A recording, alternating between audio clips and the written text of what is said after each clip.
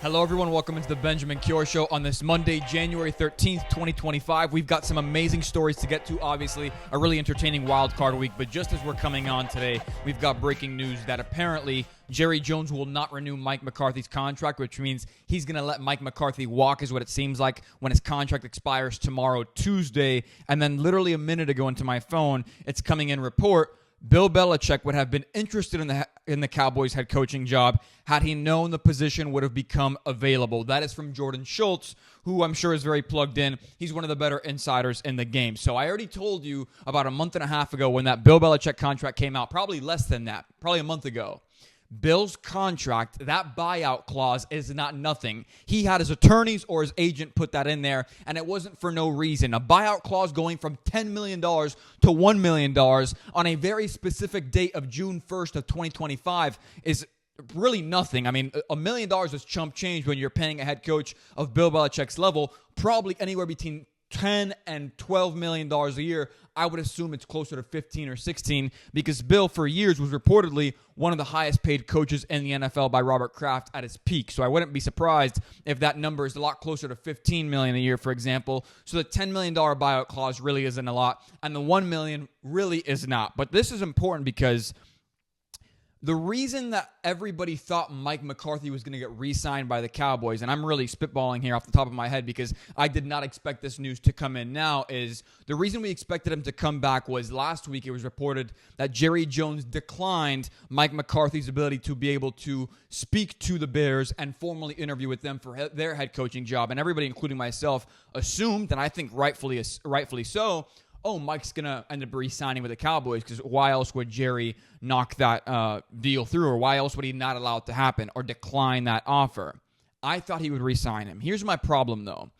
I am okay with Jerry Jones saying, I'm going to move on from Mike McCarthy. As a matter of fact, I said last year, if he really was going to go all in, Jerry Jones, and that quote that came out that he's going all in this offseason, and we all clearly had very different definitions of what all in meant in this upcoming season, different from what Jerry Jones thought.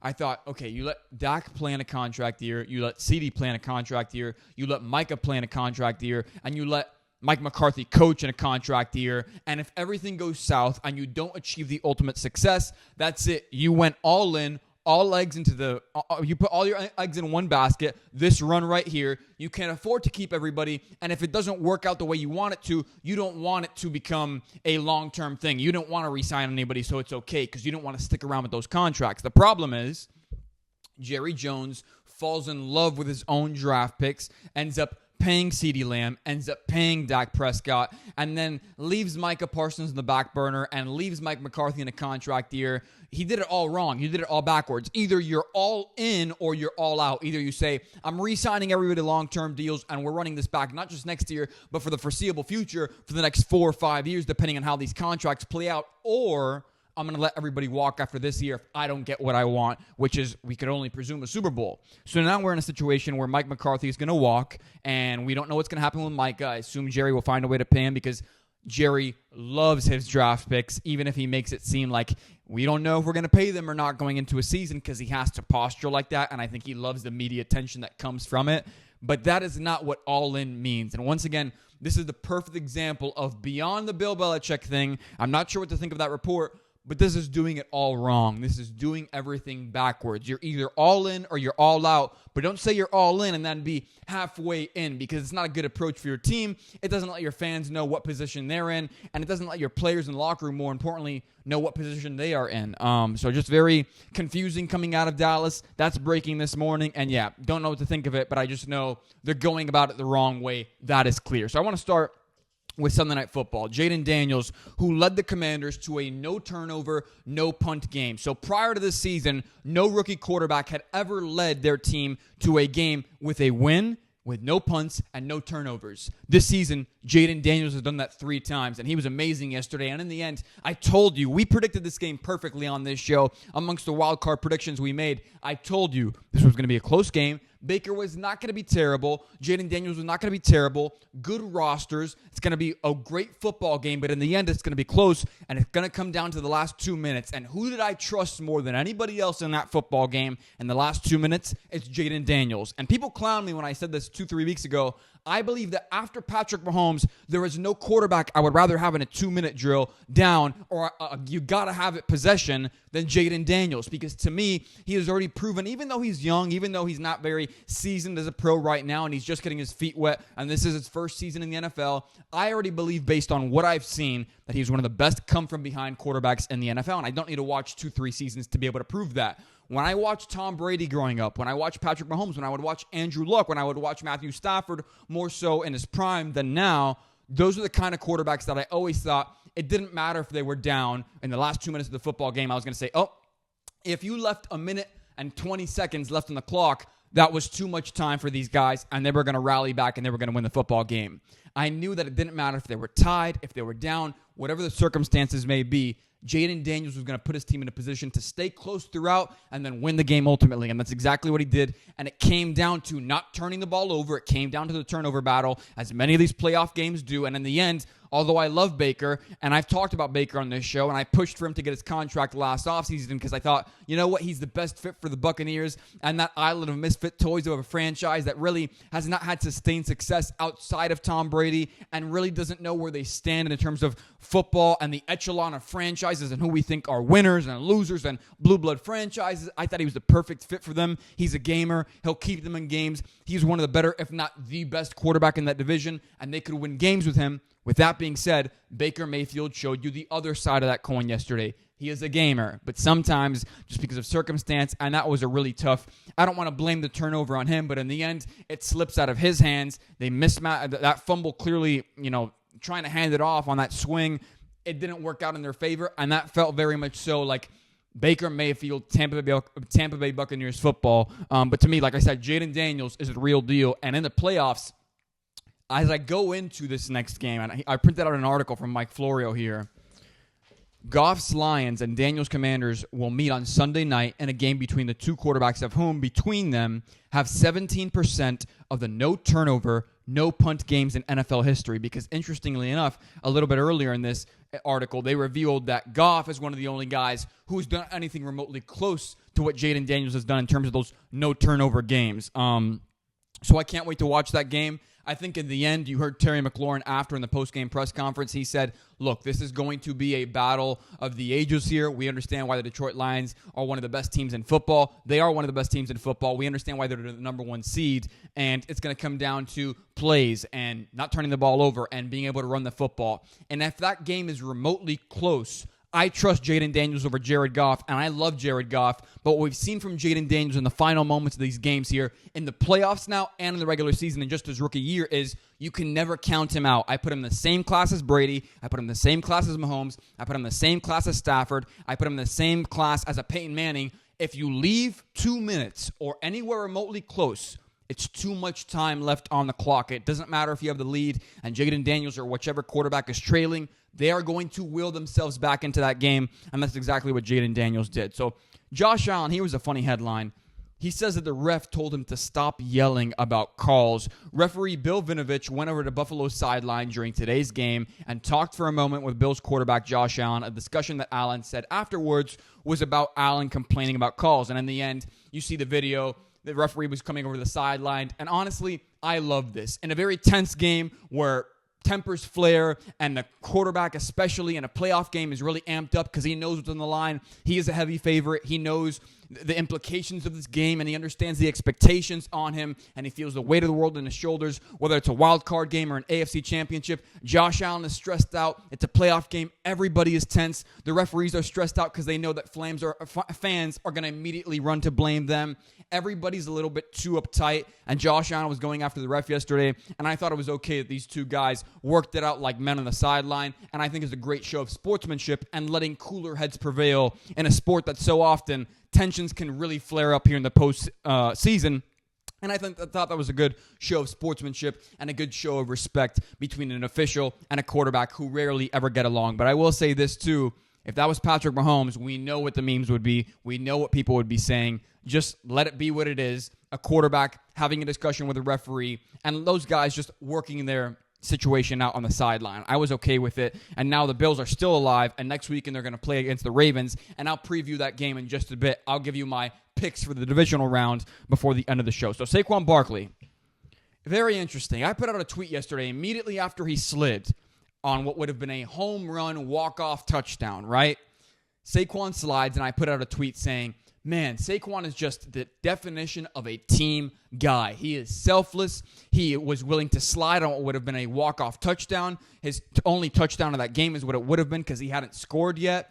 I remember the times, and I was running out of characters as I wrote this. I remember when Saquon decided earlier in the season when he did play with the Giants, he decided to sit out, and he said, let the young guys eat here, even though he was just piling up yards because they had already defeated the Giants by a significant margin in that game, and he said, you know what? He was the bigger man. He was more humble. He said, let the other guys get an opportunity here. I love that from Saquon. I also remember in Week 18 when he decided, you know what? I'm going to forego my own opportunity at NFL immortality if I were to break the NFL all-time rushing record, and he decided to sit it out, and he was okay with it. And I know ultimately that decision was made by the coaching staff, but he still agreed to it. And I'm sure if Saquon would have pushed, they probably would have allowed him to play. That was Saquon's decision.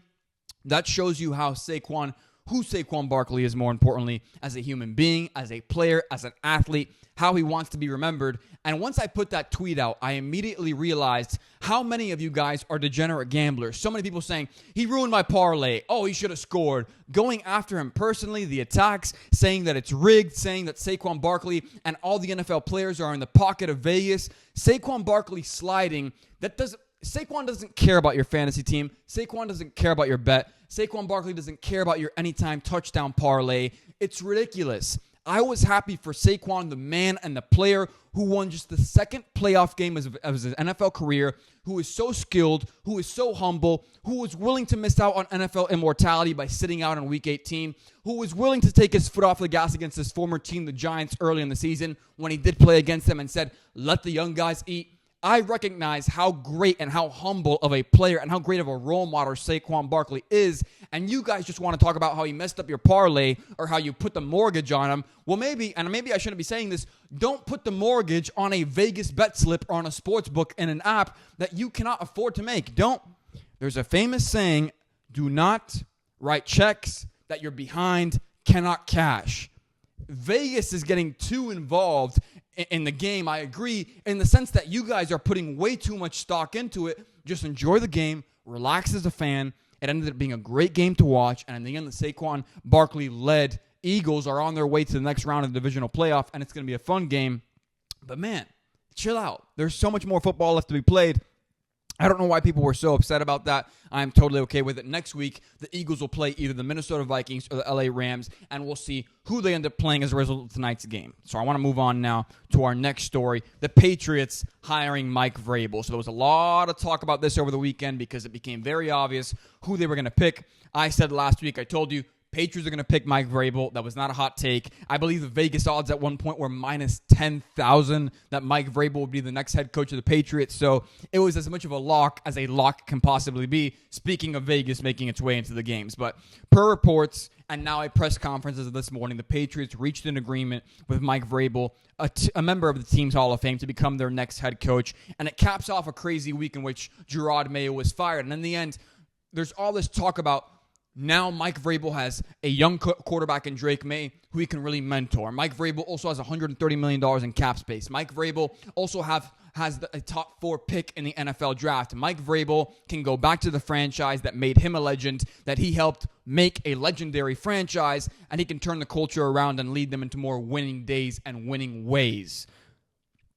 But there's all this talk about Jerod Mayo and how the firing has everything to do with stuff that is not football related. In the end, two things can be true. Number one, I would have rather Jerod Mayo had a better opportunity and a better shot and maybe a little more time to finally implement this culture. The second thing that can be true is Mike Vrabel is absolutely the better coach and the better option today for the New England Patriots than Jerod Mayo ever was. Jerod Mayo lost the locker room. Jerod Mayo, whether you think he could have proved himself as a head coach or not, he called out his own players in like week 2 or 3 of the season and said, they're soft. And even Bill Belichick, who is a harsh head coach, came out on the Pat McAfee show that following Monday and said, you don't call players soft. And more specifically, you don't call my players soft because those were Belichick's players. Those were his guys. Those were his signings. Those were his draft picks. And for Jerod Mayo to go after his own team was totally against every methodology of football. Yes, you can hard coach your guys, but you don't call football players soft, and you don't call a locker room soft. And Jerod Mayo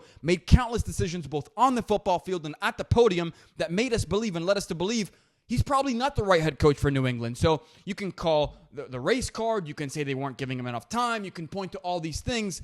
Two things can be true. Maybe you would have liked to have seen Jerod Mayo have more leeway, more runway, more opportunity to coach for the Patriots.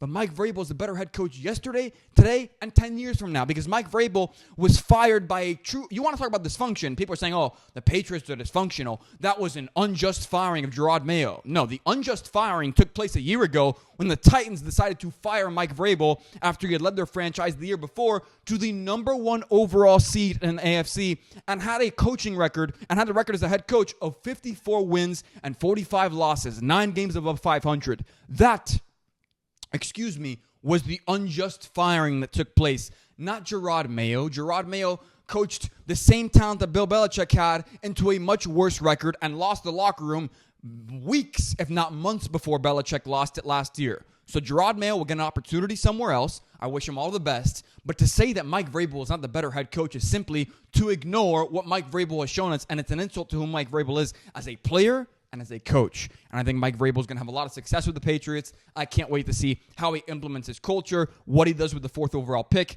how he spends the cap money that he has, because $130 million, the most cap space in the NFL right now, he can absolutely cook and eat and sign guys literally at every key position they need this offseason. I think the Patriots are going to be one of the sure playoff contenders next year. I don't think they win their division, but they're going to get a wild card spot. That is my prediction for Mike Vrabel and the Patriots. Moving on here. I love how quickly we're going through these because we've got a jam-packed show today. So there's a report this morning that the Steelers have no plans to move on from Mike Tomlin. On Saturday, the Steelers lost their 6th consecutive postseason game.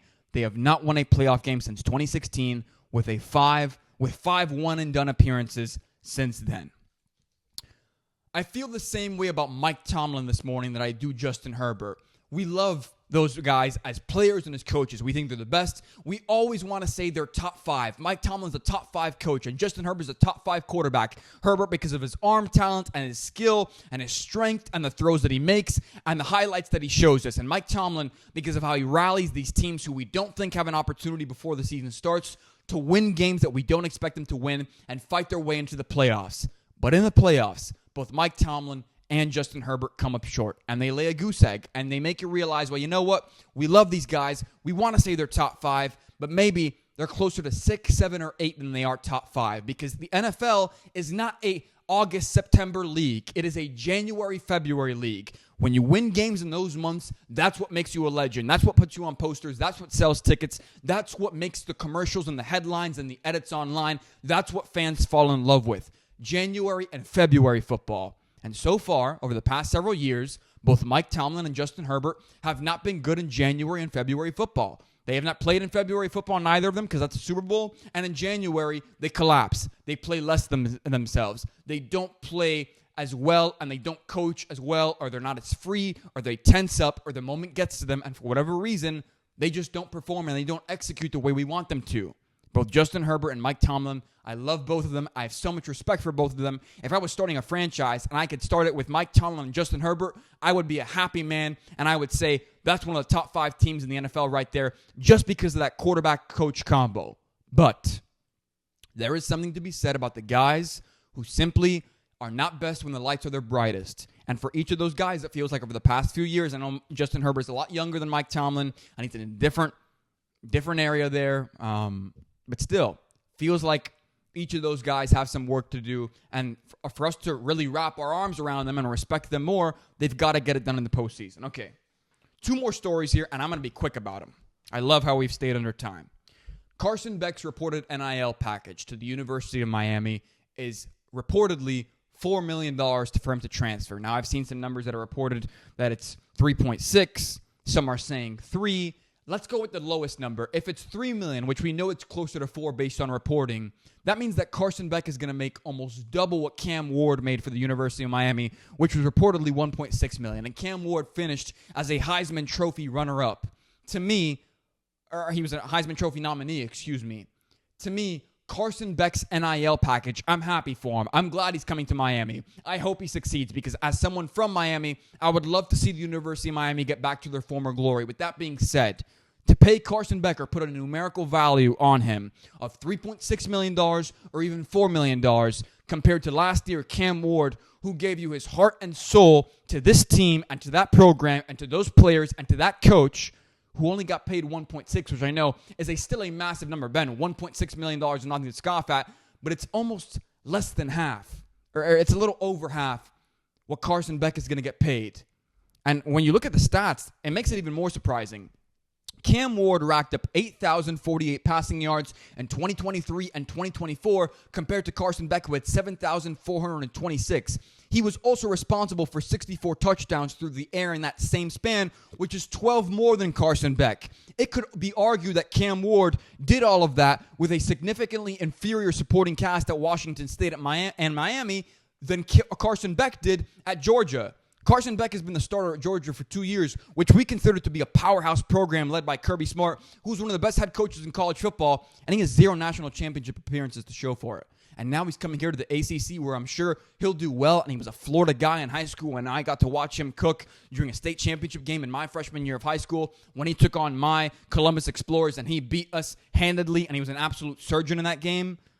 I wish Carson Beck all the success, but to say that he's worth double, if not more, than Cam Ward, considering what Cam Ward did for this team, it is flat out disrespectful. And on another note here, to take it a step further, everybody on the internet is ready to clown Emmanuel Acho, and we're all laughing at him. Emmanuel Acho did get this one thing right. One day, players in college football will have to take a pay cut to go to the NFL. $3.6 million or $4 million is what Carson Beck is expected to make in college football for the University of Miami in 1 year. That's more than George Pickens' entire NFL rookie contract. That's more than Brock Purdy's current salary. That is more than Drake May's salary for next year and this year combined. These guys are getting paid so much, and I don't mind it. I'm all for players getting paid. But one of the things I love about the NFL pay structure and sports in general at the pro level, if we're going to say these guys are pros and not amateurs, is, and Drew Rosenhaus was actually talking about this on the Pat McAfee show last week, there's comps. There's comparable deals. Everything is very open source. The NFLPA will tell you on their website exactly what every player is making, and maybe that's bad for the players, and obviously they've got to struggle with that with their families and their situations at home. But at least for the agents and for the structure of the league financially, we understand, okay, this is what these guys are making. We cannot ask for $250 million if the guy in a similar position with similar skill set, with similar stats last year, got paid $180. You can't do that. You can't invent numbers out of thin air. And right now, the problem with college football NIL is the fact that they are seemingly inventing these numbers out of thin air. And so I'm all for Carson Beck getting paid, don't get me wrong. I love the fact that the numbers are going up and are skyrocketing, and I assume they'll only get higher with the ruling coming down in April, I believe April 8th, about NIL and how there will be now a salary cap for college football. That way the schools can directly pay the athletes. I'm all for it. But I can't wait to see some comps because I think that'll finally even out this NIL thing. Because I'm going to take it a step further here, and it's going to sound like I'm against Carson Beck. I'm not. But you cannot tell me that Carson Beck, NIL, name, image, and likeness is more valuable to a school or to a program than Arch Manning in terms of name, image, or likeness. You can't tell me he's more valuable to a program in terms of name, image, and likeness than Ryan Williams at Alabama, who has literally transformed their image, and I wouldn't be shocked if because he is such a superstar, ends up getting a bigger bag to transfer somewhere else. You cannot tell me that Carson Beck is on the same level as those guys. He's not Shedeur Sanders. He's not Travis Hunter. For him to get paid this much and reportedly be one of the highest paid NIL players right now in college football, it feels out of touch, and it feels sloppy, it feels disorganized, and it feels straight up wrong when I consider what he was making prior. Last story. Jon Gruden's name still has not emerged in the current hiring cycle. That is the report. I'm going to touch upon this quickly. I talked to you guys about my opinion on Jon Gruden several years ago when the email scandal thing came out, and I told you, I don't know, I believe in second chances, but I don't know if every position, especially one as high or as elite or as important as an NFL head coach, deserves it. if there's one thing that I've learned as I've gotten older, across all facets of life, not just in sports, time heals all. Think whatever you want about Jon Gruden, the person. Remember what you want to about his scandal. Remember what you want to about his time with the Raiders and the other organizations that he coached for. In my opinion, when I look at Jon Gruden, I love hearing Jon Gruden talk about football. I love Jon Gruden breaking down film and creating a scheme and writing the X's and O's on the board and quizzing the guys in the locker room or in the office now at Barstool. I love those clips from Jon Gruden, and I've learned so much about football, the X's and O's from Jon Gruden, just on social media. I don't even know him personally. So even if I told you years ago, I'm not sure if Jon Gruden will be given a second chance, even if I think everybody deserves a second chance. This has nothing to do with that, even though people are going to make it about that. In the end, we can acknowledge we live in a different climate, and I'm not talking about weather, than we did 3-4 years ago. And if Jon Gruden were to get an NFL head coaching job, I wouldn't mind it, because when it comes to football and the X's and O's, Jon Gruden is one of the best football minds out there, and I don't believe there are 32 other people on the planet that love football more, the X's and O's, and love being a head coach more than Jon Gruden would be at the NFL level. And if he ends up getting a job, I don't mind it. I'd be happy for him. Okay, quickly here. Last picks on the game. Kansas City versus the Houston Texans. I'm picking Kansas City. Need I say more? Ravens, Bills. I'm going to go with the Ravens, Same reason I told you for the MVP discussion. I think Josh Allen should be the MVP. He's probably not going to win it. But Ravens, they've got the better team. I'm going to pick the Ravens to win that football game. I literally have a few seconds left here on the clock, so I'm running out here. The Lions versus the Commanders. I'm going to pick the Lions, but if it comes down to the last 2 minutes, I'm going to take Jayden Daniels every single day of the week and twice on Sundays, so there's that caveat. Eagles will end up beating whatever team they go on to face. I assume it'll be the Minnesota Vikings. I'm picking the Minnesota Vikings tonight, like I told you last week. It's going to be an awesome week of football. I can't wait. Thank you so much for tuning in. I'll see you next week.